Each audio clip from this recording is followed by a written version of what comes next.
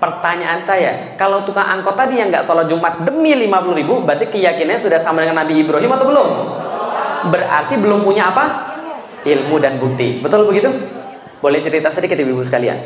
Ya kalau nggak boleh saya pulang aja ibu-ibu sekalian. Saya pengen cerita sedikit tentang 3 pertanyaan tadi. Dari mana asal manusia, akan kemana manusia setelah mati, dan ngapain manusia hidup di dunia. Saya juga punya pertanyaan yang sama ketika saya sudah balik. Saya sudah balik ketika SMP kelas 2, dan SMP kelas 2 saya tanya pada ibu dan bapak saya, Pi, Mi, manusia ini asalnya dari mana sih? Bapak ibu saya jawab, dari bapak dan ibumu. Papi dan mami dari mana? Dari opa dan oma. Opa dan oma dari mana? Buyut. Buyut dari mana?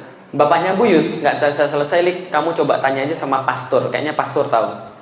Dulu saya Katolik, saya disuruh tanya pastor, pemuka agama. Saya tanya pastor, pastor, asal manusia dari mana ya? Pastor menjawab, dari Tuhan pencipta semesta alam.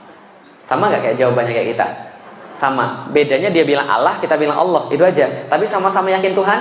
Yakin. Lalu saya tanya lagi, kalau gitu pastor, yang menciptakan manusia dan alam semesta yang mana? Kan ada 3, Bapa, Putra, atau Roh Kudus. Kan ada 3 nih. Kata pastor, Lik, 3 Tuhan ini adalah satu, dan satu Tuhan ini ada 3 entitas. Walaupun ada 3 entitas, dia tetap satu karena tidak terpisah-pisahkan. 3 tapi tidak terpisah-pisahkan, 1 tapi terpisah ada 3. Walaupun terpisah, dia tetap satu. Walaupun tetap satu, dia ada 3. Paham atau bingung? Mana ngerti kan bagaimana rasanya kan gitu kan ya. Ketika saya juga bingung, saya tanya, kalau gitu pastor, kenapa Tuhan harus ada 3? Kenapa Tuhan nggak 4? Kenapa Tuhan nggak 5? Kalau 5 kan bisa buat Power Rangers.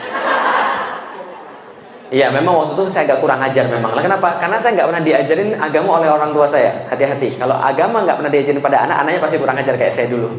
Nah, ketika saya kemudian nggak pernah diajarin agama, saya agak kurang ajar. Lah kenapa? Karena saya belajar agama dari game.